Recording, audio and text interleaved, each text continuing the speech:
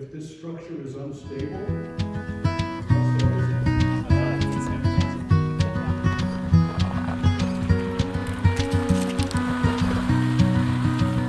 welcome to another episode of the Epic Family Road Trip.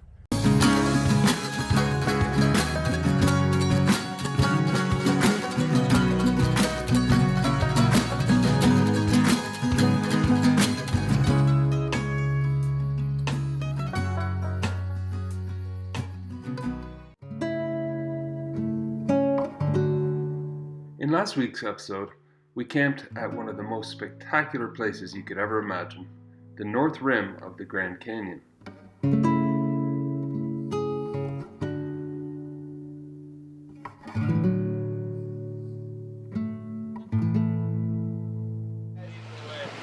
See ya. And after an amazing time exploring the area with Michael and Miguel from Overland Bound, we said goodbye and began our journey 800 miles, 1,280 kilometers back north to Montana.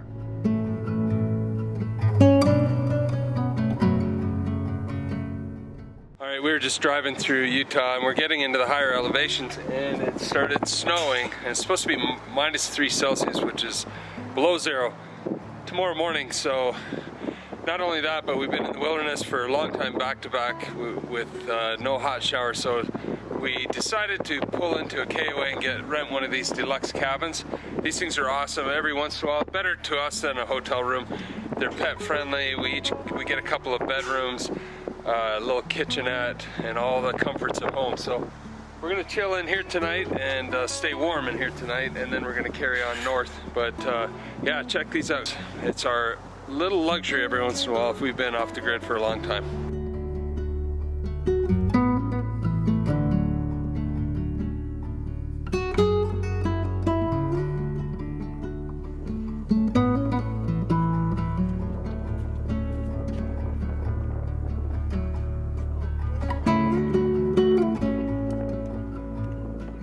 Good morning. We had a great night's sleep at the KOA cabin there. And now we're heading north. We've got 400 miles straight north that we've got to go. Probably not going to get it all today, so we'll find a camp spot tonight and then we'll be in Bozeman tomorrow.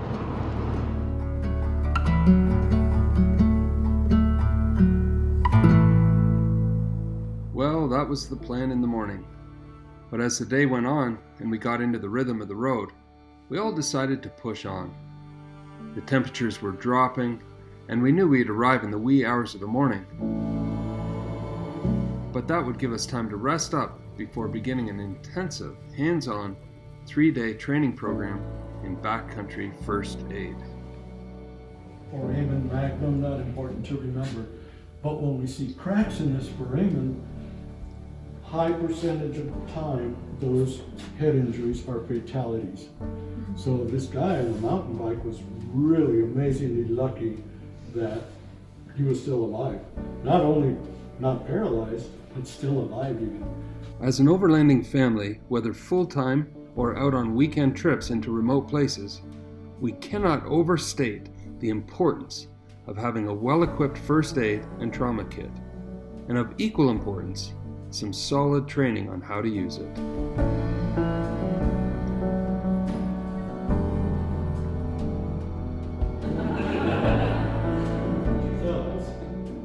And although search and rescue teams are highly skilled and very responsive, your first aid capabilities will allow you to be your own first responder if something were to happen in the backcountry.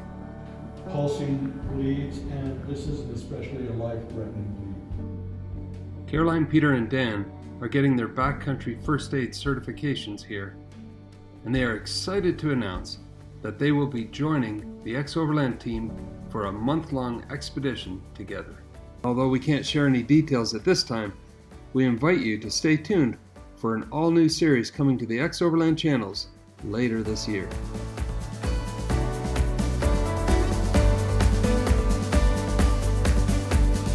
In the meantime, Carol and I are heading into the mountains here, and we're just going to find a spot to camp. Some of the trails are still snow covered at this elevation, but we've been kind of just exploring around today, and we're going to find a spot to set up camp, make some food, and get our own adventure going, and we're going to take you with us.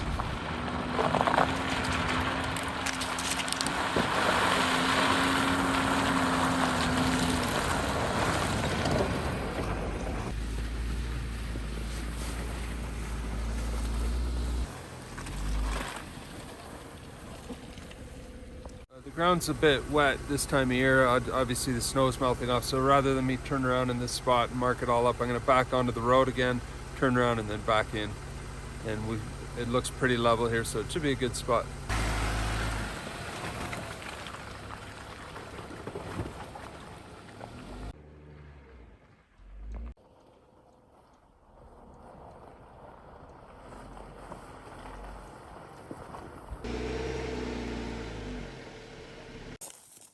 It's almost there. Well, yeah, it's almost level this way.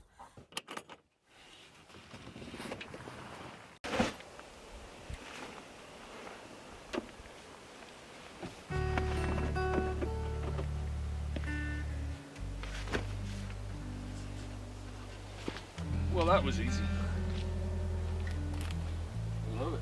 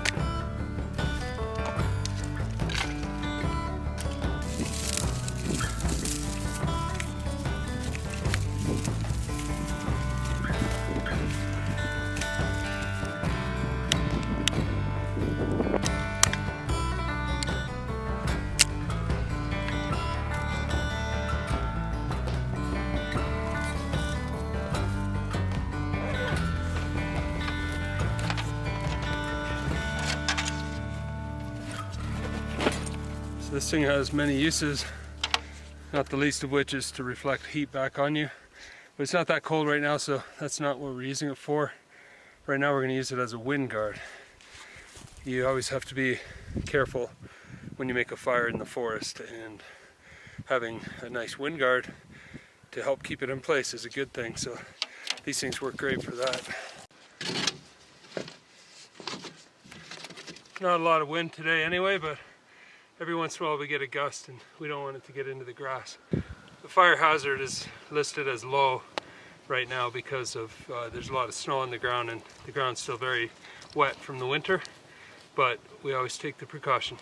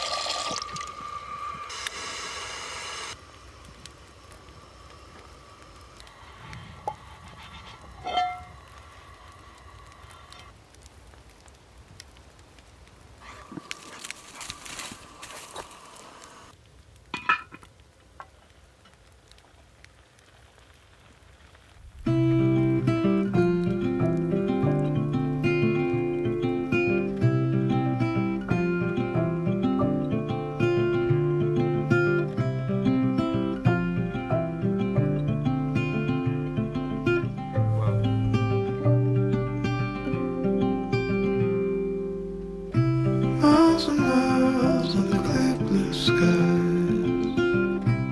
We drive straight as a narrow flies. Nowhere to be, no dreams to chase tonight.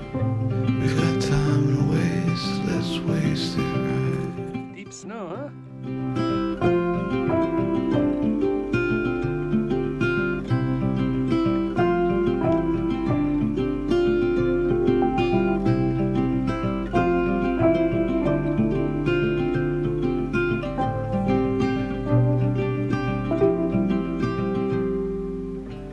You and I, heads up in the clouds.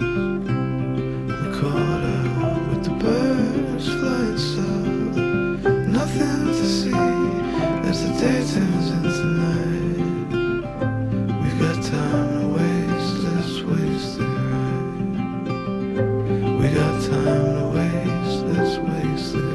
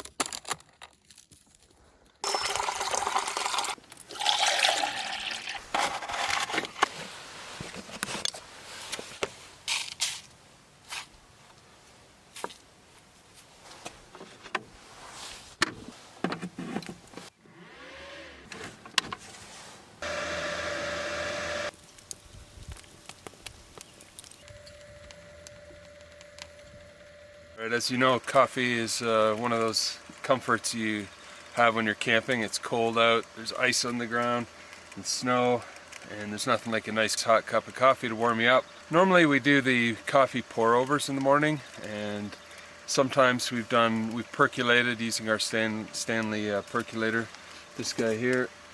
And those are both awesome methods of making coffee, but since we have the new Jackery 1500, which is a pretty powerful solar charged battery, we thought we'd try a coffee maker. So we're running a mini Mr. Coffee. It's a 5-cup, 25-ounce coffee maker, and it seems to be doing great. So hey, variety is what makes things special, you know. Pour over, percolate, and then just a regular coffee machine. That gives us a nice mix on the trail. Alright, so the coffee is done. It only took a few minutes, and I think the battery was at 65 and it went down to 57, so that's about 8%. That is not bad at all. Well done. Time for a coffee.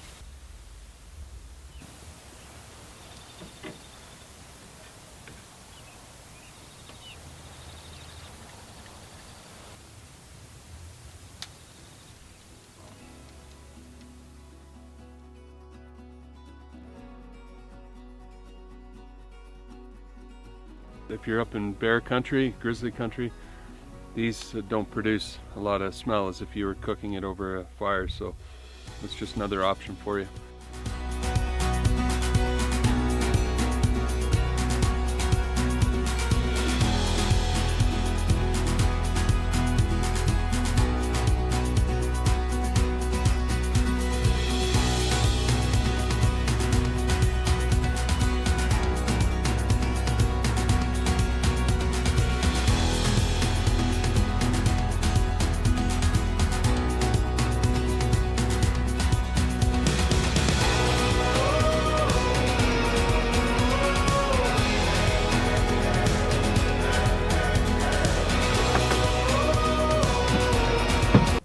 Good morning. We had another awesome sleep here in the mountains in Montana.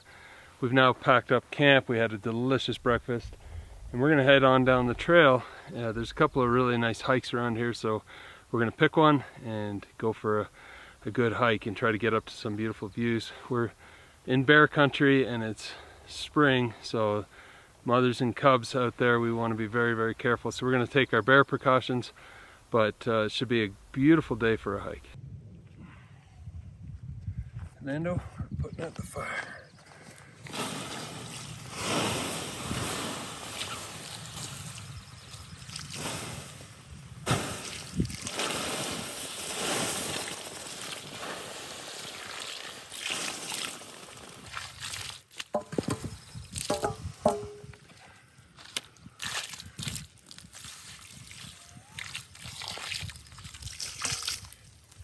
Drown it, that's what they say, drown it.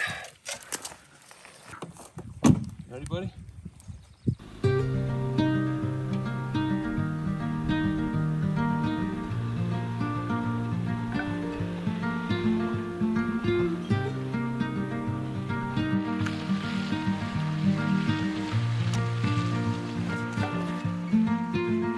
We are still young, and our hearts still run. Come on. Ready, buddy? Alright. Get you all geared up. Carry your own water and your own bear protection.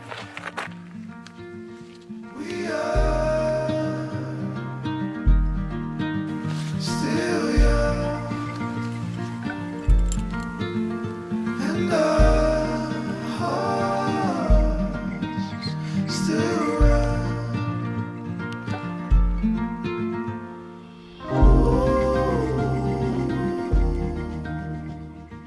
Pretty spectacular valley in the background here. We're hiking up what looks like 4x4 trails. They're closed this time of year, of course, because the spring runoff has almost the whole trail really slick and muddy. Pretty soon things will dry out and they'll open up, and then we can't wait to get in here with the Jeeps.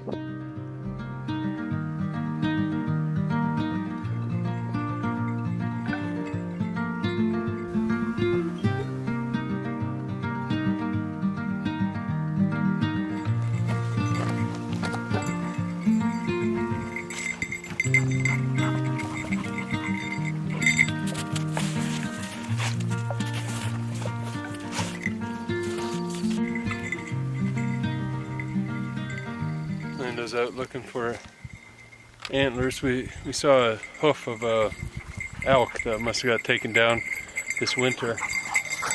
He got a sniff of that and now he's on the lookout for the rest of it. We're looking for some big elk antlers. Who knows? We'll just keep looking.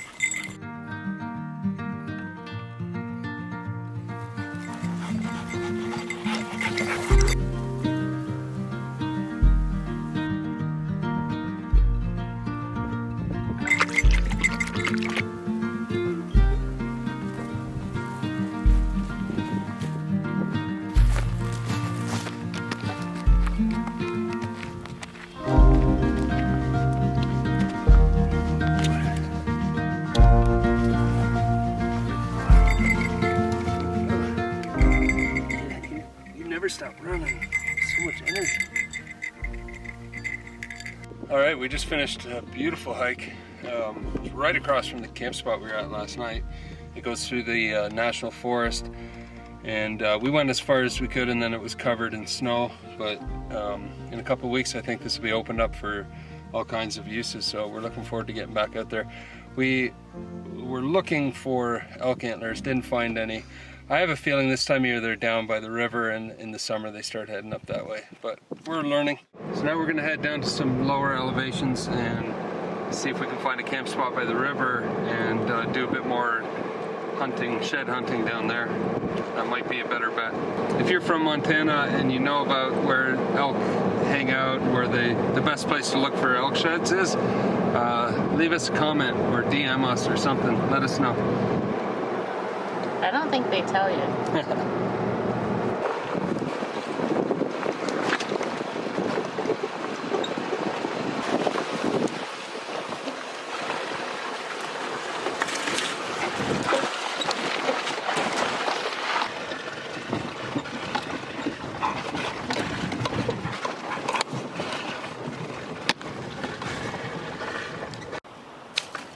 We found this spot down by the river. This looks like a beautiful, beautiful camp. Right back down this little creek, which is kind of swollen now because of the melt off. But a place like this, we'd probably have a better chance finding elk sheds. All right, we're gonna get camp set up and just spend the day here. We're gonna hike along the river a bit, looking for the elusive elk antlers. We will find one day. We're just gonna keep plugging away. And in the meantime, we'll see you down the road.